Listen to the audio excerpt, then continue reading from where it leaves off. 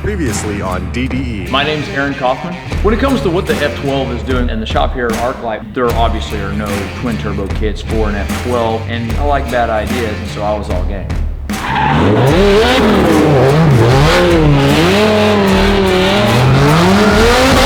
Daily drift and exotics, not drift. I've managed to actually get the turbos mounted on the car, so we're at a point now that we can actually start chopping tubes and start laying it out and actually start developing the exhaust manifold.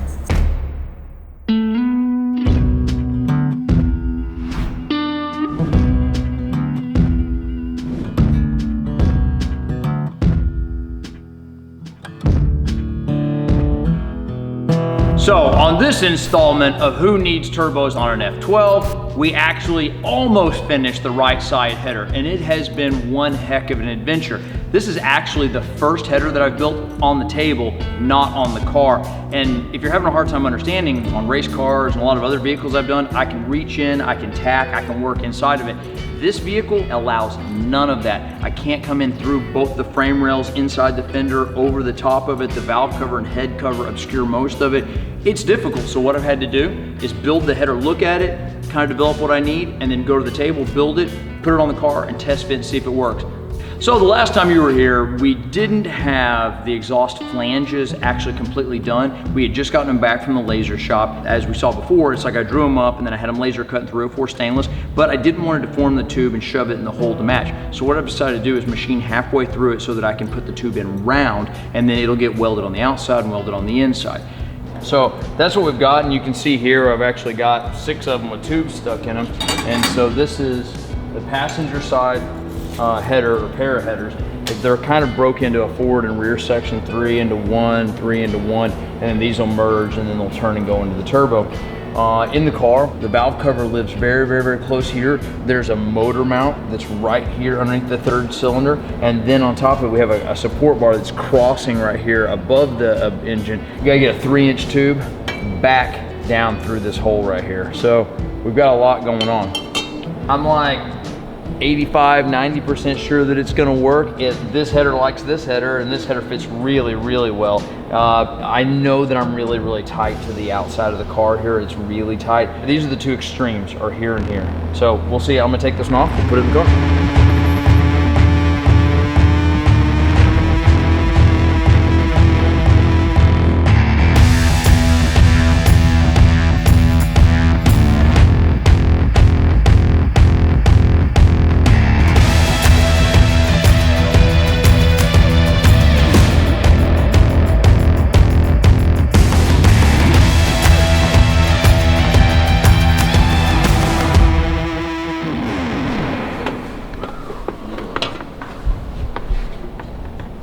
Wow. It looks like I'm gonna have a little bit of an issue with the collector. Uh-oh.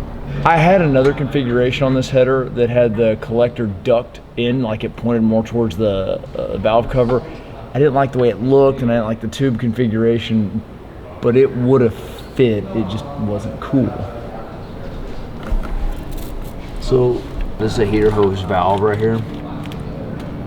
Yeah, I'm 100% confident I could move it. I also haven't finished that header, so it's like we can adjust it. It's just trying to grab this bottom heater hose right here. So I'll pull it out and we'll take a look and see if we can like tip the collector in.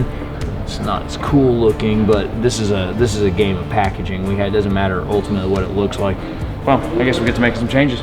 So as you can imagine, there's several ideas that don't make it from the table to the car and work the same way. So ultimately, it's been an arduous task. Aside from that, we're about ready to move on to the driver's side, and I feel we'll move a little easier because while you have, the brake master over there, we have some more stuff that we can undo. We have a little more flexibility of space. We have one more item on the left side of the car that we don't have on the right one. That's the steering column. But in this situation, it's really not going to be much of a big deal. Or at least I hope not. So basically it's just duplicate what we've already done on the right side, do on the left side, and then we'll be moving on to the cold side, which is really interesting. We're mounting a left and right cooler inside the bumper, and they'll be exhausting into the wheel wells. It looks to be that there's a fair amount of room there. It's gonna be a little bit of snake trickery to get all the charge pipes in there, but it's all gonna happen, it'll be pretty cool. And on top of that, we get to see, I don't know if it's next time or the time after next, but we're gonna take the upper plenum off of this F12 and cut it in half, throw half of it in the garbage, cap it, and move the throttle body locations. So stay tuned, it's gonna get hairy.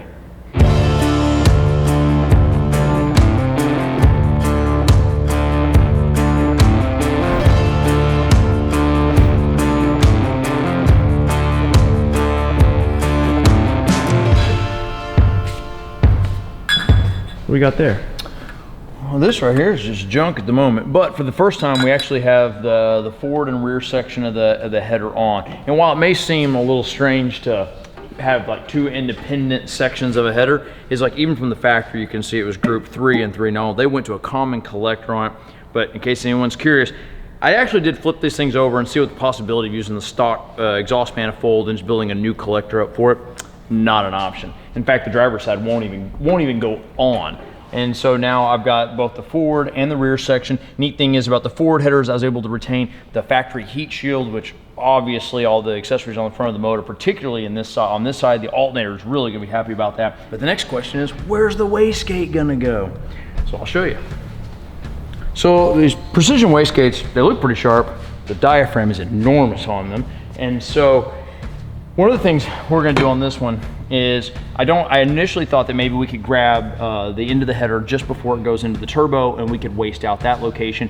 But because I've got everything so tight, I've just not afforded the space. So what I'm actually gonna do is on the housing for the exhaust turbine, I'm actually gonna punch through it and then mount the wastegates right here.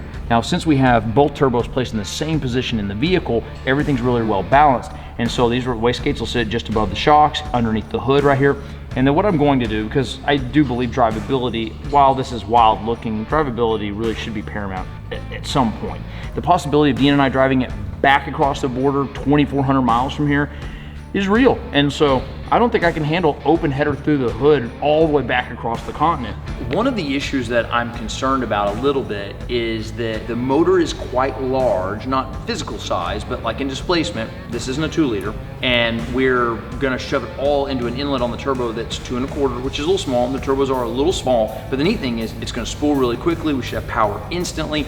It's like, this should drive pretty good, but I also worry that since we can't consume a large amount of the boost, that we're gonna be on the wastegate really quickly. And so I really don't want a 900,000 horsepower motor breathing through the wastegate like going down the road. But things kind of are what they are, and we don't know until we get to tune. I could be off base on this, but I'm worried that we're gonna live with the wastegate open on it. And that's one of the reasons why I'm also wanting to take the wasted gas and run it back into the dump tube so that there's not just this perpetual fire coming out of the hood, which I realize would be cool, but if you have to go any further than about 20 minutes down the road, it might become really aggravating. In the parking lot, it's super rad. Going down the freeway by yourself trying to listen to the radio with fire coming out of the hood could get a little old. So this is kind of what we're looking at. We got to finish this little section down here, hook that up, the wastegate will go here, then the dump tube coming out of the back of the turbo, and then it'll leave the wastegate and then turn back into the dump tube, head down here, bye-bye, and the exhaust goes back, hooks up to the rest of the car. It all kind of works the way it used to. That's the plan, at least. Hey Kaufman, it's time to go home! It doesn't really work. I like it. That merge setup's a lot tighter than the other one. Yeah, it's I'm pretty happy with it. You know, like everything, it's like once you do it, you're like, yeah, okay, I see what could have happened. You know what I feel like? I feel like I'm looking at it actually upside down. That this is the looks like bottom. to me, it looks like some kind of weird boat header. It's weird, isn't it? Like it looks big, but you put it in the car and they're below the valve cover. Yeah, no. Like it's a tall motor in the car though. Even though it's dry sump, like it's still a tall motor. How many hours would you say? In that, a lot more than I would have liked. If you discount the fact that the first one, even though the first one I tacked up and then took it back apart, there really wasn't much time in that one. The second one, there were 2 renditions that never made it all the way, and they probably had, I mean, all told to this point, really 30 hours? 30 hours? Yeah. What, like 20 something or 30 hours? This has ultimately been 4 headers. And so this is the way it was, really. That's part of one of the other ones. So anytime we put a turbocharger on a car, we're looking for more power, right? We don't do it for any other reasons other than making more power. And so the question really is, how much power will the F12 make? Now, I don't know. To be honest, I don't know much about these cars. It's really, really strong for an NA car, but part of that is done through RPM and super high compression, which in this case ultimately becomes a hindrance because of the super high compression. And then if we boost on top of it, the cylinder pressures are so high that we'll have detonation or pre-detonation, that we can actually crack a piston or a ringland. We can do damage to the motor. It'll blow up is what I'm saying. There are ways of decreasing the compression so that it would work better. the best way of doing it is with pistons that are lower compression. You could use a taller head gasket if one existed, but then that's just moving the failure point. So as it is, a car that made 730 horsepower, I think, in A, and drove like it was really, really strong. Under boost, I don't know. I'd be impressed if we were able to run any more than 4.5 pounds on a boost on the motor, which doesn't sound like a lot, but when you're already at such high compression, it doesn't take as much boost to get as much work done, but we have to deal with the detonation aspect. Now, there are ways to control the detonation, but like this keeps getting more complicated. As it is right now, this is gonna be an E85 only car, and I believe that we'll probably see between 900 and 1,000 on the ground, and it's only because we can't run a lot of boost. If we decrease the compression in this motor, I really think that we could see 1,500 horsepower out of this engine. I think that's completely possible, but our compression is so high, we are gonna be limited.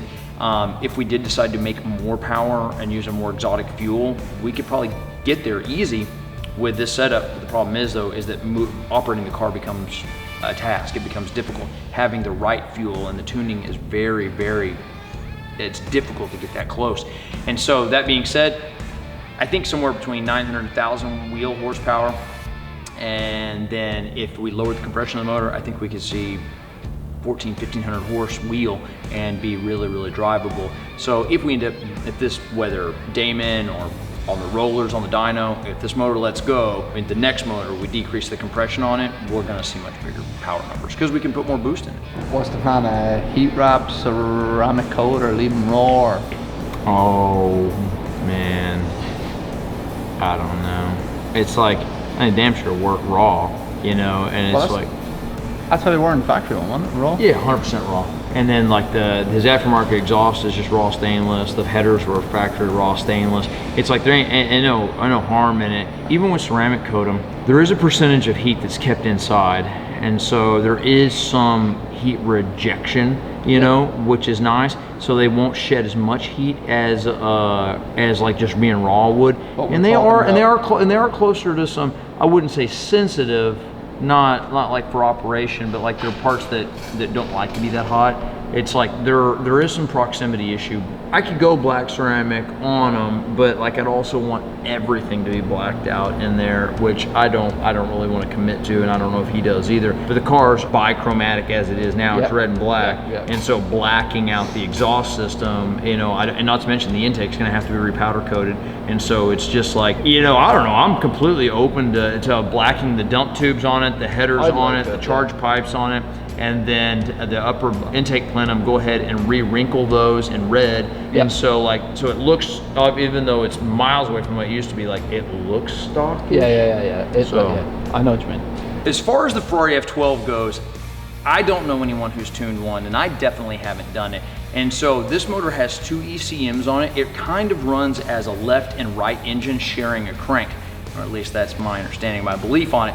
So I think that we may have to take the ECMs out and send those things off to either get cracked or either get the base tune extracted off of it so that we can start working on a new tune. And it's like, see, these are some of the things that we're trying to understand right now because I'm not the foremost expert on this engine or this car or this powertrain. And so we're trying to find out exactly what we have to do to get prepared to go to tuning, which will come up on us pretty quick.